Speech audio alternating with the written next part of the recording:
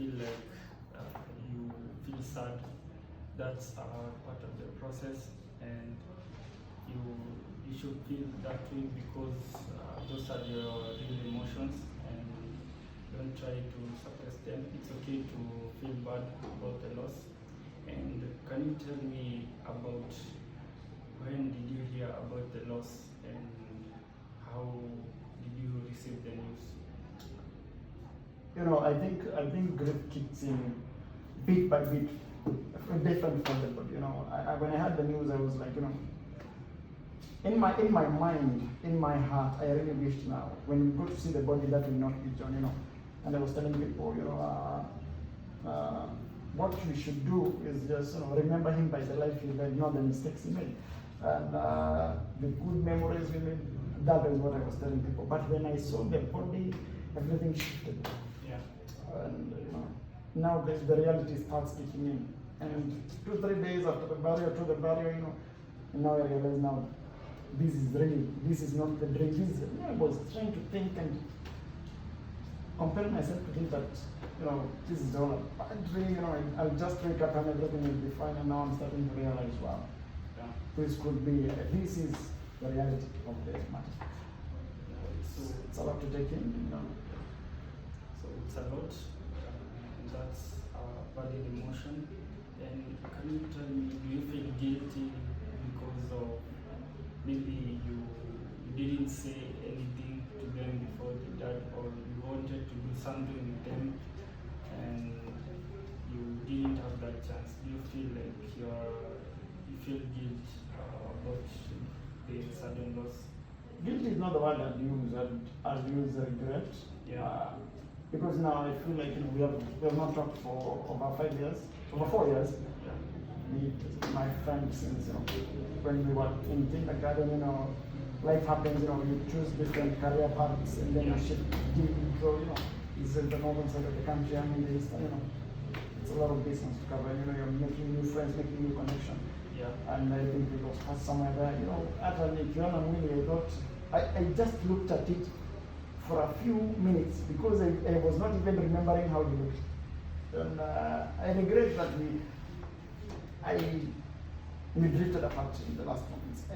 I would have been, if I would have been there, then it would have been a different case. I would have enjoyed and known how he had grown and viewed life. His philosophies about life. Yeah. And of course, we would have. I wanted to reach out. I was planning a vacation, Mombasa, and I wanted to catch up with the old buddies, And he's my guy, Yeah. And I didn't get to do it before he left us. And that's really sad. That's really something I don't say I shouldn't do it. I blame God. Now, why would they create such frail entities? I'm getting to the point where I'm accepting this is the reality. Something I hate hearing people say is that mambo ya Mungu where.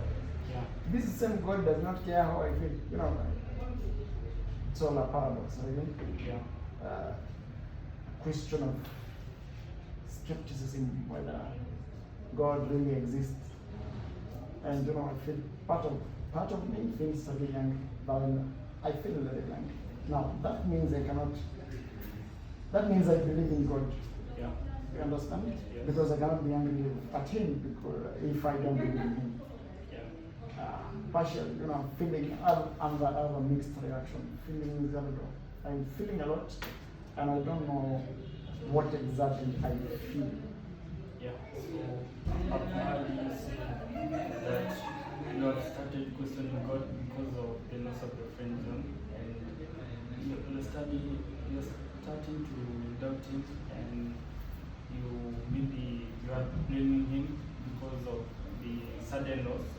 So can you tell me why you are questioning God, and how do you feel about the responsibility of God based on the loss that you have had recently? I think God should care about how I feel enough to provide it for me. That is, keep my friends and family alive. healthy, and well provided for. Yeah. You get? Yeah. He should at least care that much for me. I don't expect him to rain manna, but I expect him to do at least that. I've been serving you for the longest. I used to go see you in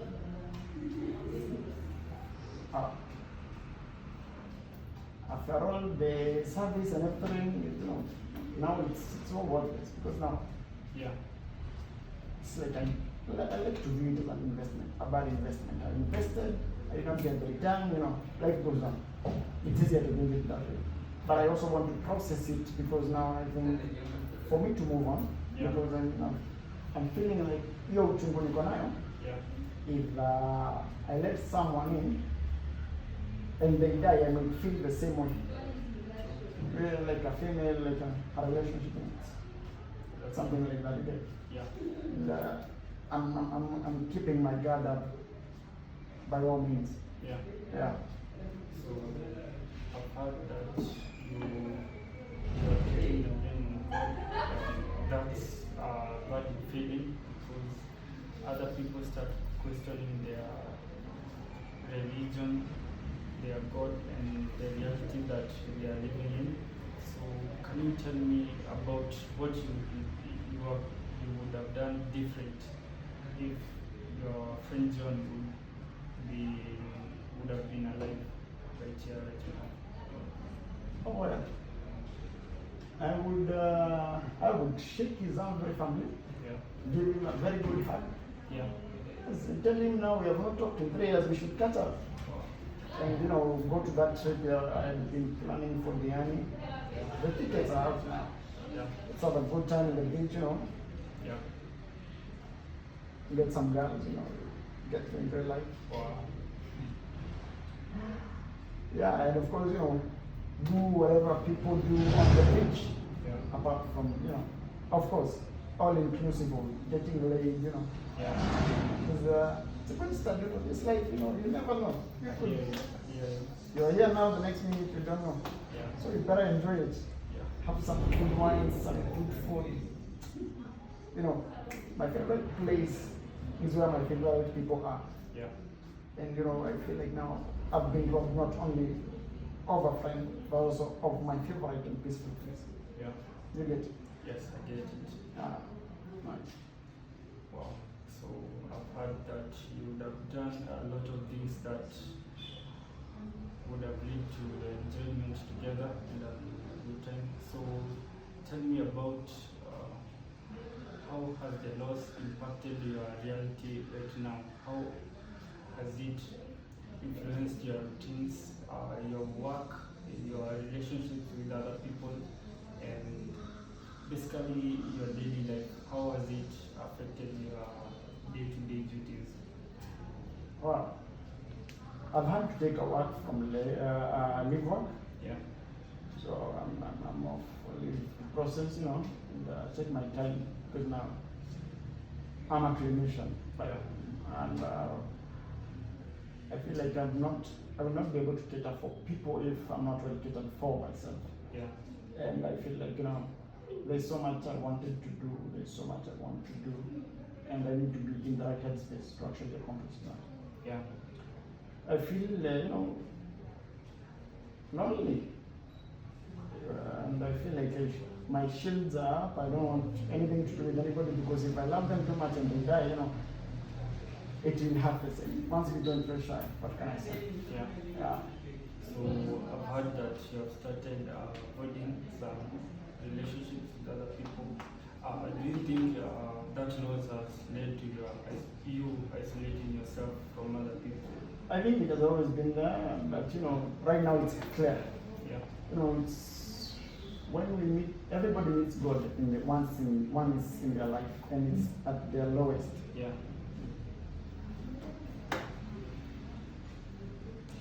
And I think I have met my God. Yeah. I'm starting to see things very clearly. Yeah. Yes. So how is your relationship with your family and your friends and other people that are near you? Is it affected by the sudden loss of your friend?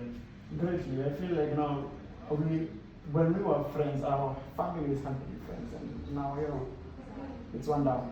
He was more than a friend. He was a family. Yeah. It's part of the reasons. I don't have many friends. I have very few of those. Yeah. And when one is down, I feel that's a great speech to me. Yeah. Yeah. So, how is your work? You have told me that you are a clinician. So, how is your work? What's your relationship with your boss and your colleagues at work? Here's the thing. I am the boss, Yeah. and I give instruction. I don't debate on what we do. It's my way or the highway. Yeah. So, how do you treat your employees now that your loss has come about? Is it different from the way you are treating them? And is their work going smoothly, or how is the loss Here's the impacting your thing. work? Here's the thing. Yeah. Me and work are very different. Yeah. I must continue making profit. I am, after all, a Gikuyu. Yeah. Yes. So whereas I am grieving and on leave, they are very much working day and night. Yes, they must work. Yeah. Because now, where do you think me nitakupatia pesa ya kulea familia yako? Yeah. That salary I'm paying you is feeding your family. Yeah. So you have to work, regardless. True. You see? Yeah. And I don't have to treat you like anything. I am paying you. Otherwise, I don't mean to be rude. I'm just being, I'm setting things the way they're supposed to be. Yeah. So I'd like, because the emotions are high, so I'd like us to do our routine. So we will do a breathing and breathe out routine. So I'd like us to relax and let's breathe in and breathe out. So I'd like us to start now before we continue. So breathe in, breathe out, breathe in, breathe out. So how do you feel that you have done that routine? Are you relaxed? I am about relaxed, Yeah. I'm talking from a point of anger, stress, and frustration. Yeah. Don't take it personally. So tell me about your friend's loss. How did you continue? Did you take a leave from work, and did you isolate yourself, and did you want to stay by yourself to process the emotions, or did you want someone to come and help you, or do you have a support network right now who came to help you through your loss? Well, I'm an isolated guy as much as I'm extroverted. Yeah. But Yeah. the ladies have been there for me. Yeah. I found something I can complain. The sex is really good. Yeah. Yeah. And they have got these moves. They could do things with their tongues. Yeah. So you went to relieve your emotions through sex. Did you see that as a healthy coping mechanism?